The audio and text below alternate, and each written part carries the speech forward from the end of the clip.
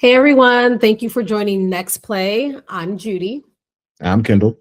and we are doing episode 7. And we're going to talk about kind of a lot of things today because we haven't connected in a few weeks. I've been under the weather, Kendall's been super busy. So we're just going to catch up and talk what's been going on in the real estate world between Kendall and I. We're back again for the 7th episode. So Yeah. we're getting the momentum going. And Mhm. like you said, today is kind of a day where we're just going to really be talking about just, again, what's going on and Mhm. some of the stuff we both have going on in the real estate world. And, I'm busy. I'm sure Judy's busy as well. She has a bunch of stuff that she wants to talk about today. So I'm excited.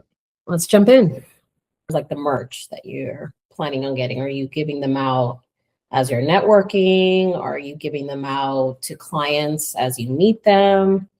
Yeah, so everything. So I was gonna pass them out. I was gonna give them to people. I was gonna give them to clients. Mhm. I'm gonna wear it, obviously. So it's Yes. something I want to wear kind of like every day. Mhm. Yeah. Um, Obviously, I'm gonna wash these shirts. Um, but I hope so. right, yeah. Well, you never know. You never know nowadays. So and then obviously, if it's within budget, I'll do some quarter zips as well. Mhm. Um, and kind of have that for me. So again, like whether it's it's different than just handing somebody your card, your business card or Right. whatever. Um, Mhm. Obviously like the gear, the shirts, the hats, like that's something tangible. Um, Mhm. and like even the stickers or whatever. I have not on Mhm. this one or whatever, but I have a Yeti cup that has a sticker on. It's a Yeti sticker, Yeah. but um yeah, so People put stickers on even on their laptops. So that's a good, way of keeping you on top of mind, when mhm. they're with their laptops or water bottles, their Yetis. Yeah, exactly. And that's the thing. I want just people just to see the name over and over and over and over and over again to the Yeah. point where it's just like you ever been driving down the road and you see, oh, I really like that car, and Mhm. then you see a whole bunch of them. Yep. Like it's just one of those things. I'm just trying to have it being on top Mhm. of everybody. Or even if you glance real quick, you know what it is because you've seen the symbol so many times. You already know what company that is. That's the type of marketing you want to keep, Mhm. for business. Because even if they see the logo and not put so much the words, they know, oh, that's Kendall. Yeah, exactly. Like how Mhm. much is the budget or whatever. I was just like, without like putting all my uncle's business out there. Like he's super old. So I told you before, he's super old school, stuff like that. And it's just like marketing wasn't really ever a thing. So Mhm. now that we're taking over, we're trying to implement a lot of like kind of a new school way of doing things. Yep. And you have to market A yourself. modern way too. Yeah. Yeah. Like we're getting a new we're getting marketing, we're Mhm. getting a new designer, architect as well. So Nice. a lot of the older designs that he's used to doing, now we just got to nuance everything. So Yeah. um I talked to the architect last Friday. Mhm. Um and that went really well. We actually went to UT, not together. She's older than I am, but we all have a Tennessee connection. Um and it's just one of those things where we're just trying to kind of Mhm. he left the foundation Yep. and now he was just like he don't want nothing to do with anybody. So he just like I just want to build, that's all I want to do. And for It's the great. longest doing everything by himself, you know. It's a lot. I Yeah, don't know how he did it for so long. yeah. And that's what I told him. I was just like, well, you have us now, you got people you can trust now. Mhm. And he's like, you're gonna have to get used to the help. Yeah. That's what you're gonna have to get used to. And delegate because as you start getting busier and busier, yeah, that's for sure. Yeah, so um he's with he called me this morning and was like, oh man, like he's like, I appreciate y'all. He's like, I didn't know what to do with all this help at first, but now um Just accept it. Just just accept. accept it, just accept it. And especially on my side of the sales, Mhm. um he's so used to having to deal with the other side, Mhm. negotiating for the other side, saying what he is and isn't going to do, people changing their minds on a spec home Yeah. when you already agreed to the things that you want. It was like, oh, he's like, I'm not doing custom homes. I'm not doing that. Yeah. So now he doesn't have to tell you to, F off, I can be the one to be like, hey, no, like this is not what we're doing. It's not what we agreed on. Mm-hmm. The options that you have. And I mean, honestly, you could take it or leave it. Yeah. But obviously, if we signed into the contract or whatever, like this is what you signed up for. So I'm happy for you. yeah, I appreciate it. It's a lot. It is a lot, Yeah. but it's yours, and you're gonna build it how you want it, and it's gonna flourish. Yeah, no, it will. I'm excited about it. I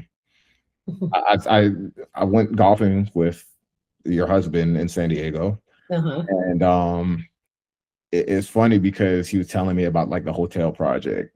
Yeah. And he was just like, this is why like my head, he's like I have no hair. He was like, it's just like it's stressful. Right. No, he was just like every time I think about, oh man, it was so good in corporate when I was there or whatever, it's always something that it's like, oh, this is why I decided to do this. Yeah. And there's always a positive to it. So yeah. As hard as it's going to be, especially just starting out and but as you continue to do it and the more you learn, the more you understand it not that it's going to be any easier, but it's going to be second nature where, I already understand how this process works. So, on to the next project, it just gets less stressful to a certain extent. Yeah, for sure. And again, it's just about like the delegating piece where, you're not doing everything by yourself. You need good people on your team. So, people that you can trust in case, you're traveling or you're not physically there. I know when you first started out in real estate, you were doing it part-time, but did you have a team at all, or? No, I was doing it all on my own. And at first I didn't want to be on a team.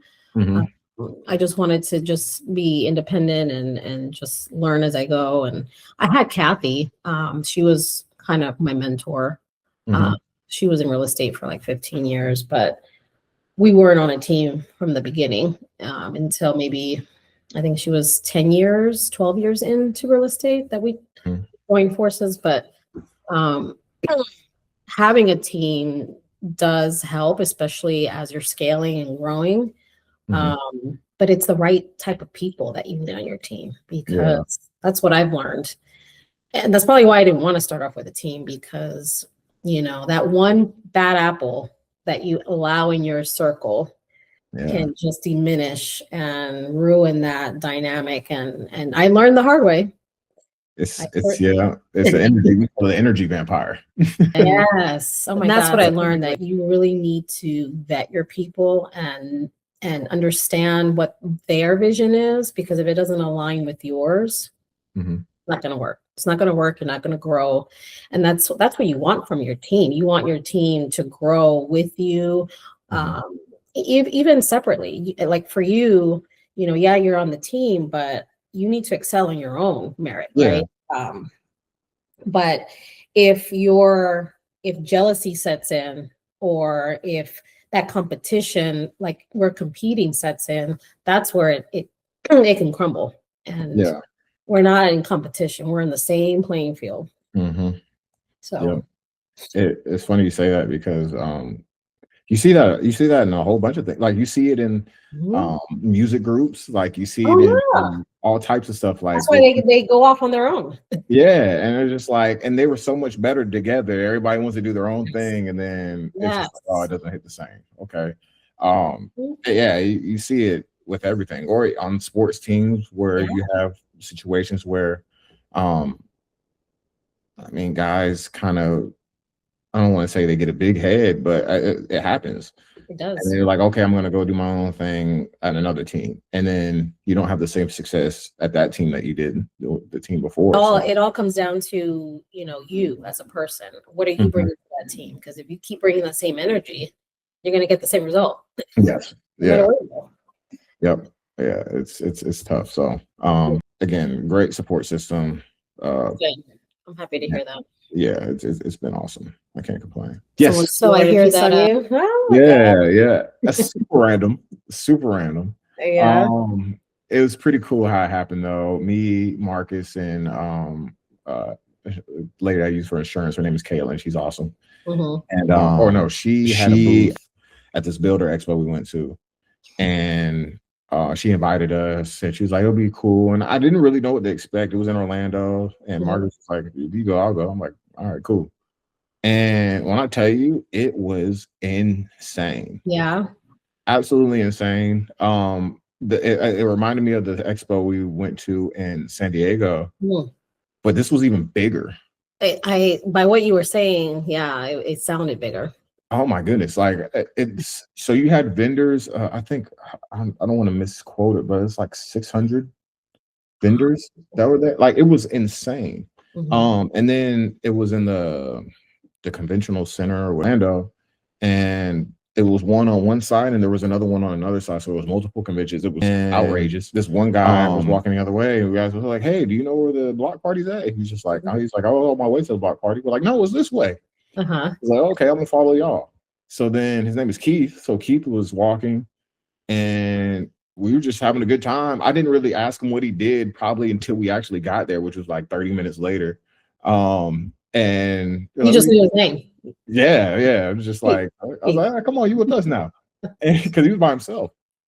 And we get there, and we finally asked what he did, and he was just like, "Yeah," he's like, I'm a writer for Realtor.com." Oh, that's great.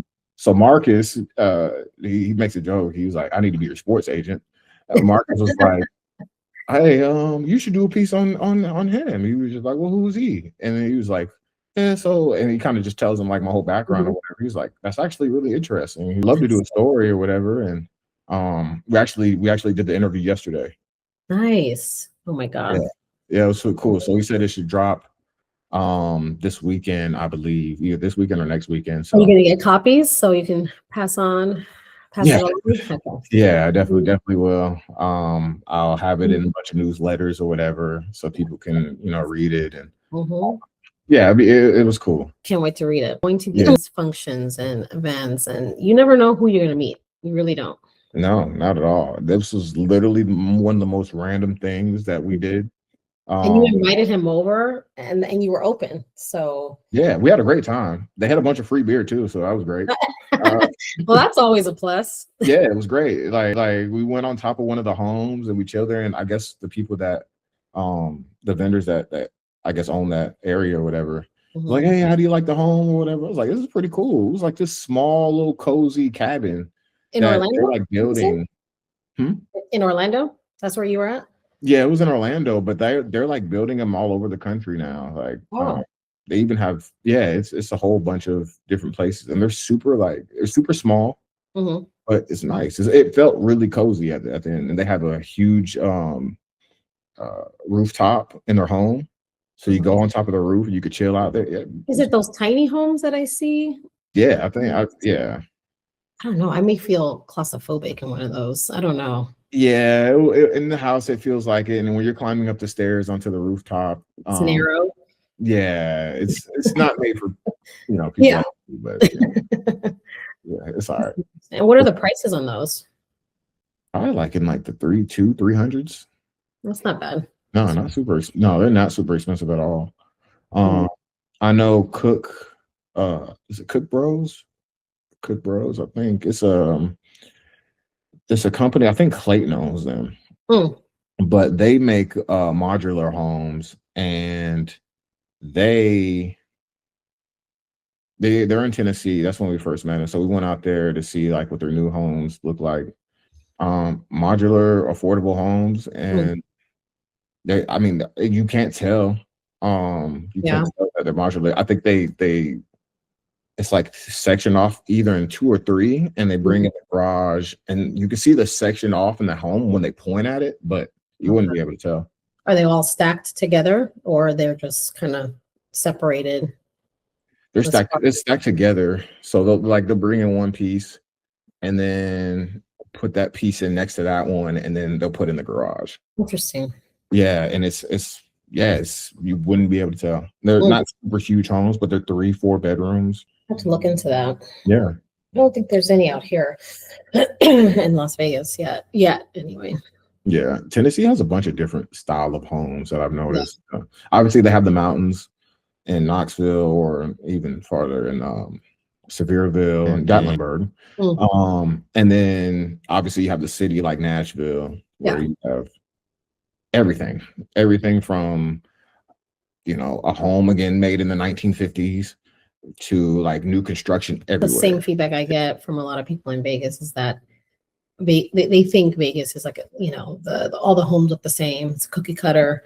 But if you look at the new builders that are coming out here and the way they're building the homes, they're, you know, obviously they're more modern, but they're more expensive, you know. So if you don't want the cookie cutter house, you're going to be paying a pretty penny.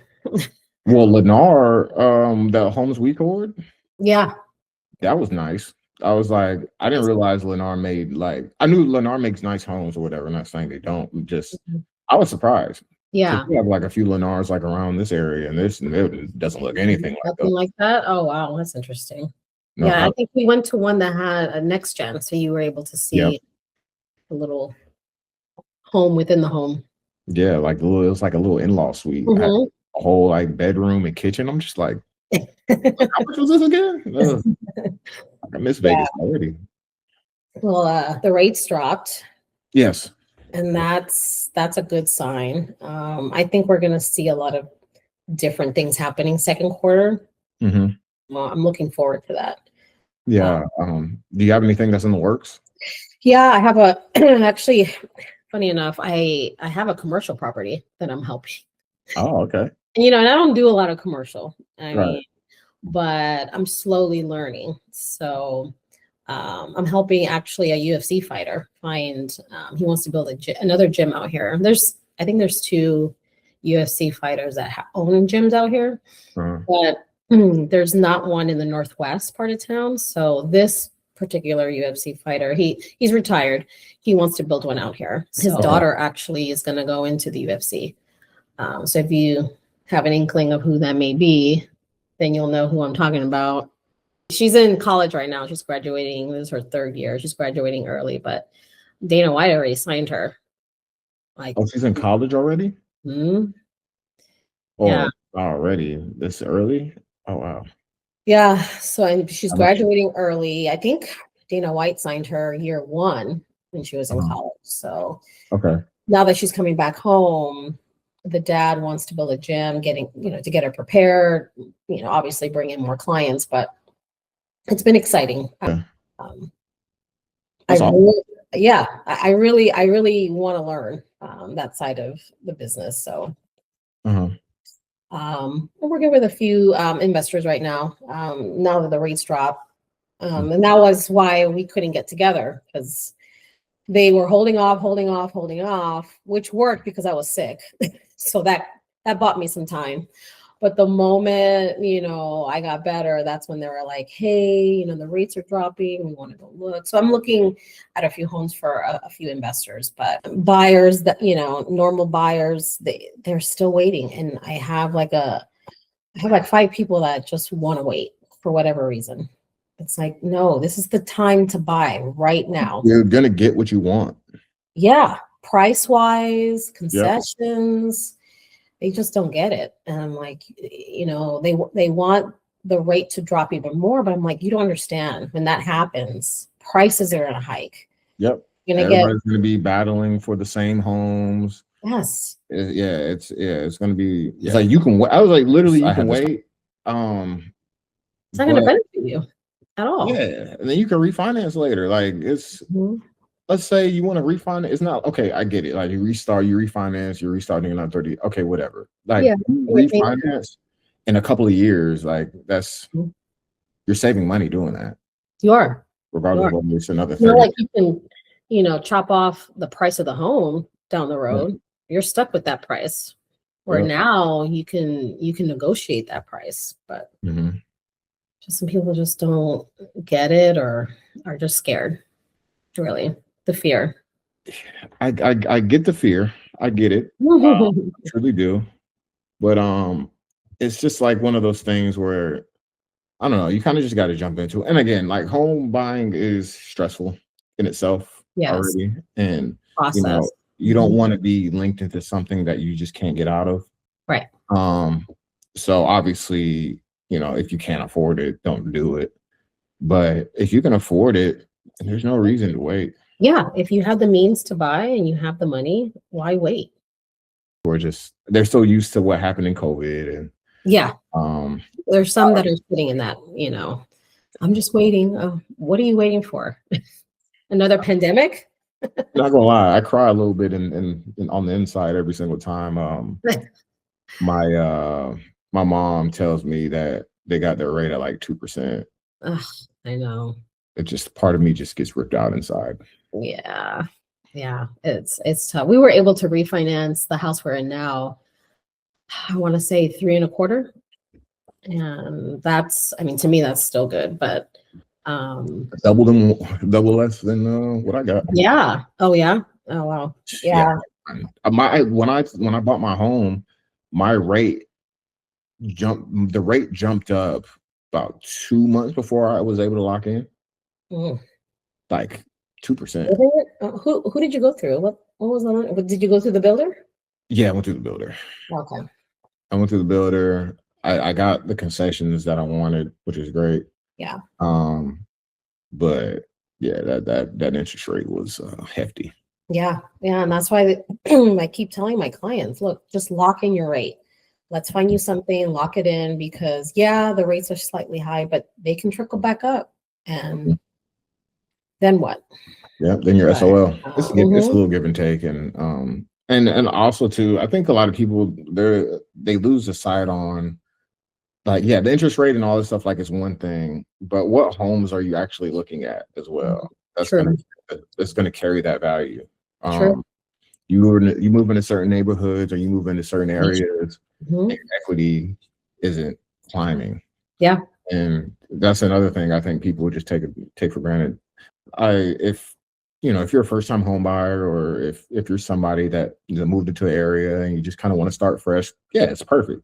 Mhm. But there's certain neighborhoods and there's certain areas, especially here in Tampa and in Tennessee, where you move and you're like, oh, okay, this neighborhood has been appreciating over the past 5-10 years. Yep.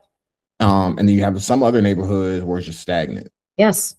Yep. So I was like, yeah, you worried about the interest rate, stuff like that. Like, let's worry about finding you a home that's actually going to make you money in the long run. Exactly. It's funny you say that, because I have a good friend. I'm not going to name any names because she'll probably see this.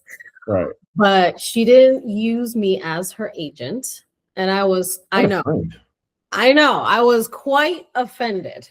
And I keep to this day, this was like 3 years ago. Right. Until this day, I give her shit, because I'm like, how can you not? And she went in. The reason why she didn't is because she went in with another person. So there's her and her other friend that lives out of town. She wanted to invest, but she said, okay, you can live in it. And she had her own agent, and she put a bulk of the down payment. So my friend was nice enough to say, well, okay, then you use who you want to use. But I have a friend that does real estate too. I've known her forever. Mm-hmm. But she used that agent. She's owned it for 3 years now, and the house keeps depreciating over time, like decrease. And I put her on like a property watch thing. I said, location, the house is beautiful. It's a Beazer home, but where it's located, oh my God, I could have easily told her, absolutely not. She's like, I want to sell. I'm like, you can't sell. Forget it. You're not gonna make any money right now. So it's true what you said. It's, to your point, it's all about location, and where if you're gonna have a house maybe 5 or 10 years, then location is key. No, for sure. I'm lucky enough. We started out slow at my home, but then they're building so many homes, right? They're building. And the area is just growing, so it's kind of, it works out. And also too, where I'm at specifically, people are moving farther and farther away outside of Tampa. Why is that? What do you think that is? Because Tampa is getting a little crazy. Is it becoming another Miami, you think? Well, people from Miami that can't afford Miami are moving to Tampa. Yeah, so pretty much. Oh shit! Yeah, and it's like it's a happy medium, so it's not crazy. I think Tampa just the city in itself, I like it a lot more than Miami. I think there's obviously a lot more to do with Miami, the nightlife, the entertainment. I think that's the piece that gets Miami people, or gets people to Miami. Yeah. But as far as just Tampa being an everyday place to live, I honestly think it's the best place in Florida. So we want something affordable, because Fort Lauderdale is expensive too. If you don't want to live in Miami, That's like a mini Miami, in my opinion. yeah, it is, and it's just it's crazy out there. So Tampa is like, I love Tampa. Actually, I really yeah, do. Every time I go there, I feel the family vibe. It's not so much party, yeah, but you can get that. It's kind of yeah. like Vegas. You can go to the strip, but there's also life out of the strip. So The strip. yeah. Yeah, I'm not a big strip guy. No, me neither. I mean, that's how it is though, wherever you live, Mhm. Like, how often do you go to the beach? Well, okay, so that's not a question for me. Yeah, that's Okay. not a question. So then you don't. No, let's see here. Hold on. So Ness loves the beach. Okay. I'm not a beach person. See? I grew up on the beach though. Yeah, but you never go. No. See? But if it was up to the wife, then we'd be at the beach every day. Oh man, I'm the same way. Morris would never ever go or initiate a beach day. No, I'm not. Yeah, you're gonna have to like pull my ear to get me out of the beach. I just no. My son loves it. How can you not love it though? It's so peaceful, beautiful. I don't know. I just like growing up on it. Because I'm originally from North Carolina. I'm on the eastern part of North Carolina. Like the beach is literally 20-minute drive. Every time we wanted to go do something, it was like, let's go to the beach. Yeah. Tired It just never it just never stayed with you, huh? It never was really there. I'm not a water person either. I can't swim. No, I can't swim. Wow. Yeah, I know. But yeah, it's just one of those things. I never really got into it. I'm gonna have my son teach me how to swim. Okay. Your son, that should be the other way around. Yeah, I know. But he's in swim club. He's in swim lessons now. That's good. I can't go on a cruise because God forbid that starts going Titanic. You're shit out of luck. Yeah, but thank God Ness doesn't like cruises either, so I'm good on that. She does now. Yeah. Well, we both never been on a cruise, but we're both like, we can do without it. Yeah. Love cruises. We used to go all the time. We stopped for a minute, but you do have to enjoy being in a confined place for days, out on sea with the same people every day. Yeah. But you just have a few drinks. You're good. Do you feel it when the boat's moving? Yeah. Do you get seasick? The first time you ever get on a boat for the first time, yes, for the first few days, you feel that. And you're either seasick or you're not. The first time I ever got on, yes, I had to get that little bracelet on. I had to take Dramamine because I can feel it. And I felt nauseous for the first 2 days.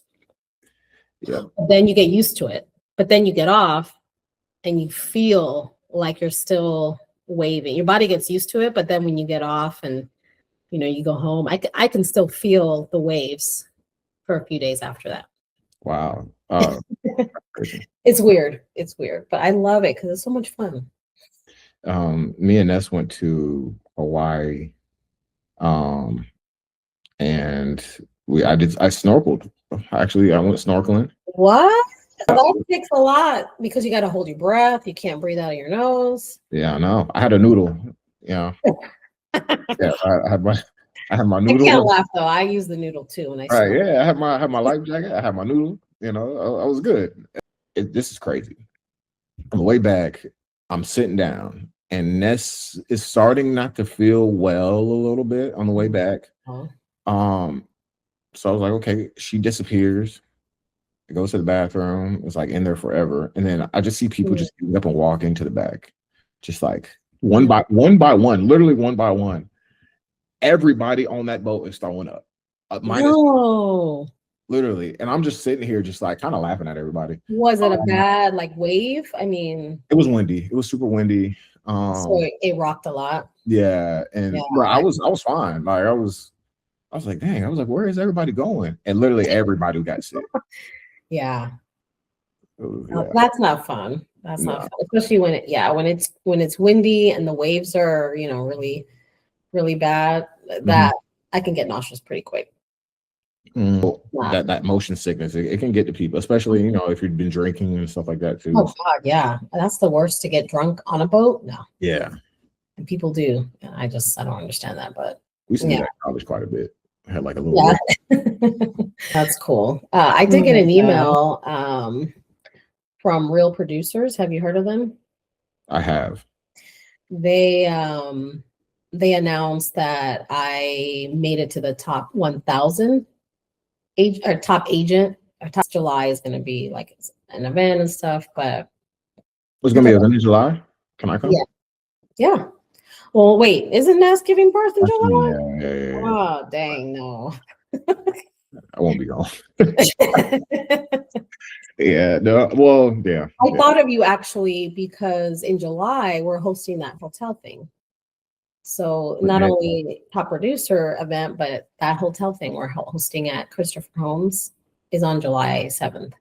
Well, hear me out. If Nessa's mom is here, like taking care of Ness and stuff like that, I could come for like a day or two. Okay. Yeah, I'll let her. Obviously, When is she due? July 1st. Okay. Well, then you may be able to. Yeah, that's what I'm saying. I might be able to. We picked a name as well. Drum roll. Are you able to say it or no?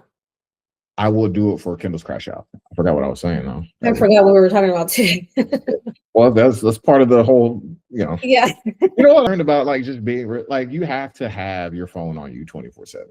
Like I think we talked about this before. Like the agents that don't pick phones up. Yeah. Well, I don't know. You've been slacking on texting me back. I'm like, he better be busy. Okay. He better be busy. You guys know I'm busy. I know you are. But no, here's the thing, right? Okay, yes. With you, it's a little different. Mm-hmm. Oh, okay. It's a little different because you could call me whenever you want, right? You have that access. You do. Because I'll text you. What does that mean? I'll call you too, and it'll go straight to voicemail. I'm like, oh, okay. But that's neither the point. So I do that. Okay. what I've learned is like, so one of the homes that they were trying to go see, it was like first on their list, and I'm like, okay, cool. Like I'm gonna go ahead and call the agent. No one already picked up. They just don't pick up. And then I'm like, yo, I want to sell this house. Yeah, it had a listing agent, a co-listing agent on there. I called both, and I'm like, yo, nobody's picking up. So then a couple of days go by, I try again. He finally picks up, and he was like, it's like, hey, I was like, I got some clients that are interested in like, your home. I was like, I would love to show it. Yeah, that's no problem. I was like, okay, cool. I was like, so I will call you, set up something, and whatever. And I call again, and he's like not picking up, not texting again. And mind you, I'm on the way to Nashville, and this is when you called me. By the way, I was on a plane. And, all right, right. It was on airplane mode. I call, and he finally picks up, and he was just like, I was like, yeah, can we show the home? He's like, yeah, yeah, it's like I got a lot going on. I was like, I don't care. Right. You have a listing on the market. Don't care. Like he was just like, I'm not even here. I'm in Atlanta. But like I was like, if it's because in Tennessee they use it's called Century. Century, yes. Yeah. So in Tennessee they use Century. In Florida we use Supra. So like I was just like, you have a Century key, right? Like I can literally just unlock it with my phone. And he was just like, yeah. He's like, can you give me a couple of days or whatever? I'm like, he's probably staying in that house. Oh my God. It was yeah, I felt it. So I messaged the brokerage. I was like, yo, I was like, good. Yeah, I was like, I'm gonna be that guy. I was like, my clients, this is their first priority, their first option, and we didn't even get to see the home. They went with something else. I was like, you're missing out on. Yeah, not only did your agent not answer, but making it very difficult to show. Yeah. Why? And then they just took it off the market yesterday. Maybe the client didn't want to sell it. I don't know. It was on the market for like months. That's crazy. I have one better than that. So I was showing, I hate condos because one, the agents never list where the buildings are. So you got to like, drive around and find it. But this agent said there's a lockbox there. You can gain access to it. It's vacant. Great. Get there. I usually get there a little bit before my client so I can, open it up. I cannot find this lockbox. Oh, God. Everywhere I looked. I mean, I looked every nook and cranny there. I called the agent, doesn't answer. Call the agent, doesn't answer. There's another number there for like the leasing office. Call there. Oh no, this person's not with us. This listing agent's not with us. I'm like, well, that's strange because he has a listing with your brokerage on MLS. So how can you tell me he's not an agent? They didn't even know what was going on. Oh my God. And then she found out the lockbox that supposedly was there was removed. It was moved to another location within the community. She's like, go find it. It's right there. She kind of directed me there. I went there, saw the box, and it was manual. She said it was electric. I'm like, well, it's manual. I need the number. Right. Oh, no, it's supposed to be electric. So it was just mayhem. Long story short, I didn't get to show it, but I spent a good 30 minutes trying to get it. It's like, why do you do this if you want to?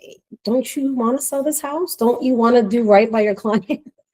It's just ridiculous to me how some agents just work. I was like, what are you doing? Yeah. Especially like, again, if you have a listing and somebody's calling you about the listing, that's like my first priority. Exactly. I mean, that's our job. And that's your duty to your client. That's your fiduciary duty. Literally. But just people don't get it. And that's sad. But yeah, I mean, we can go on and on about stories like that. Yeah. You just don't be that agent. That's it. We're supposed to be golfing tomorrow. Oh. Speaking of text back, he hasn't texted me back, so I got. It's funny because Morris, he saw the video that you posted. It was some white guy, I can't think of his name. And he saw it. He's like, he just got back from golfing himself, and he's like, "Man, I gotta practice. Kendall's doing way better than me." I'm getting better. I'm getting better. Yeah, he's like, he is not playing around. Yeah, I am. It's so rewarding.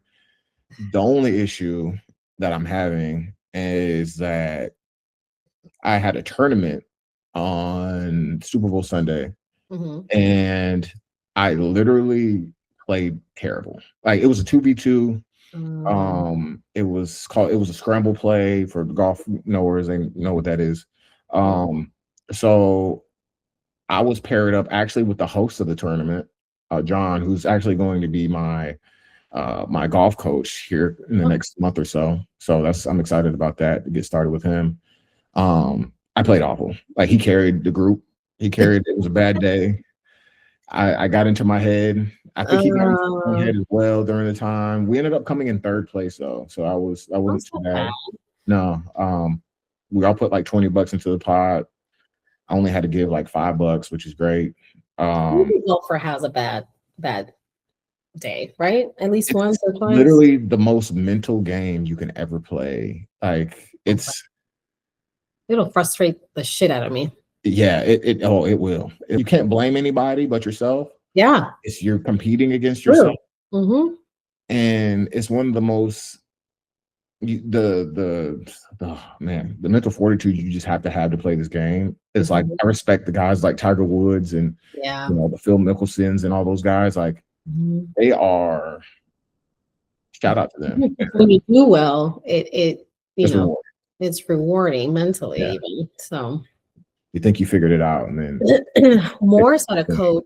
It was a couple of years ago, maybe more than a couple, but he thought, that'll help him. It actually messed with his game, and he was bad for like months, maybe even a year or two. He could not get back his swing until So he was like, I thought by having a coach, it would get me better, but Mhm. it totally messed up his game. Where now he will never do coaching ever again. But it's Wow. different for everyone, I imagine. Well, did he just start, or was he already golfing? Then he got. Um, I no, think he actually golfed for a few years and then, okay. he wanted to get better. So he hired someone from, I don't know, some coach on the golf course. And he did it for a few weeks and it totally messed him up. Like he was so pissed that he stopped golfing for a while. That's how Yeah, bad. that'll do it. Yeah. That'll do it. First, Yeah. yeah. He could not go back into. And now I am 265. Good for you. I appreciate it. And then the goal is to get down to potentially 230, 235. And then stop there. Yeah, and then I have to just figure out what I want my body to look like. Do I want to like go back lifting heavy and like getting strong like that, or do I want to like be more cardio based and do maybe things that I've never done before in my life, like do like Spartan races and like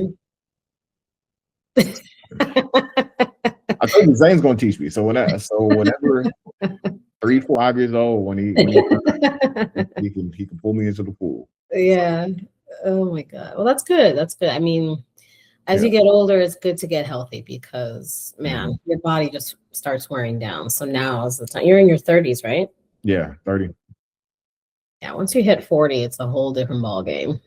Yeah, and I know that in football, either when you're done, guys lose it right away, which I'm trying to do now, or the exact opposite. They gain and they just Mhm. I've seen that happen so many times. So I refuse to be the person that just like blows up. Yeah. Yeah. So and also too, I got kids. So Yeah, they'll keep you active for sure. yeah, I want to be able to keep up with them for as long as I can. So Oh yeah, absolutely. I'm not gonna let Zane win shit. You're gonna beat him in everything. Okay. Yeah, I sure will till my body breaks down. Yep. Morris says that all the time, and when they race against each other, Morris is like way behind. Catch up, man. Running back, right? Huh? He played running back, right? He did running Yeah. back, and he ran track. But man, once you hit 40, your bones do something different. Yeah, no, I heard. The kids are like, Dad, come on, you can't go up against us. Your knees. But yeah, so it's funny you say it. We were watching Cat Williams stand up last night, and he said he said that this generation of 40-year-olds, no, he said 35 and over is the best looking group of 35 and over year old than we've had in the history. So y'all got that going for y'all. So that's a great thing to accomplish. So. Yep. Yeah, that was a funny stand up. Yeah, no, he's hilarious. Do you foresee wanting to add someone else to the team in Tennessee or in Florida? Both, especially Tennessee. Florida, yes, just so we can. I would love to bounce ideas off of other people, vice versa.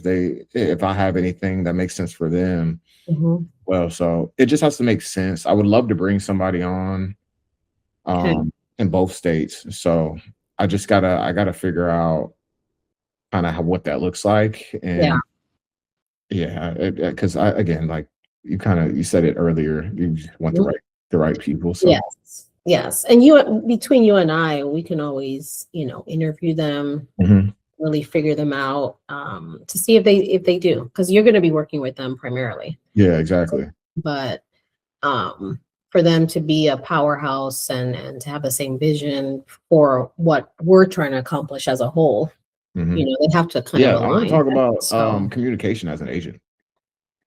Nice. We already kind of talked about that already. Yeah. Rip them apart, Kendall. All right. And then I would just end it with, you know what? My baby girl's coming. Pick that up. Yeah. We'll knock that ball. Hold on. Let me see. Let me record this. I'm not talking too long. That's actually a good topic because it needs to be said. Right. That's crazy. All right, guys. Thanks for listening to episode 7. You're watching Kendall's Crash Out. My crash out today is going to be talking about communication in the real estate space. I had a situation, you heard it earlier today, where I was trying to get in contact with an agent who had a listing for my clients. And for the life of me, I couldn't get back to him for whatever the reason was. And honestly, guys, like some of the most unprofessional things you can do in the space is just not pick up for your sellers. Like, it's not even about you at this point. You're the agent. You're supposed to be the middleman for the transaction. And if the seller is not being informed that he has interested buyers, you're doing him a disservice. So again, I said it earlier, I ended up reaching out to the brokerage to talk about, hey, you guys, not only is the seller missing out, but the brokerage is missing out as well. And the agent that's in charge of this listing he isn't doing his job either. So he's costing everybody money in the situation. It's unprofessional. And I was actually surprised, because I was like, for one, are you not trying to make money in this situation? Like, what are you doing? Like, again, I call you, you're busy doing whatever you want to do. That's fine. But at the same time, you are working for the client, and you're supposed to, he or she gave you the listing based on that trust. So for the new agents, I'm a new agent. I guess I can learn from this situation, but don't be that person. Don't be that guy. Don't be that lady. Don't be that woman. Like, it's weird. Just don't do it. It's aggravating. Luckily, we were able to find a home for my buyers, and we're in the process right now. But it's frustrating, and it's stupid. At the end of the day, I don't know why you wouldn't pick up the phone. That's you just missing money out of your own pocket. I got a baby girl on the way, which is great. So I'm not going to be completely, angry about it. And yeah, it's been a blessing. So appreciate y'all. It's Campus Crash Out, episode 7. See y'all next time. What are you gonna name her? Yeah. So okay, y'all want to know the name? Her name is Nia Jade Vickers. Yeah, Nia Jade. Yeah. Nia Jade Vickers. Yeah. So NIAJAYDE. I love it. Yeah. Who came up with that? I actually came up with Nia.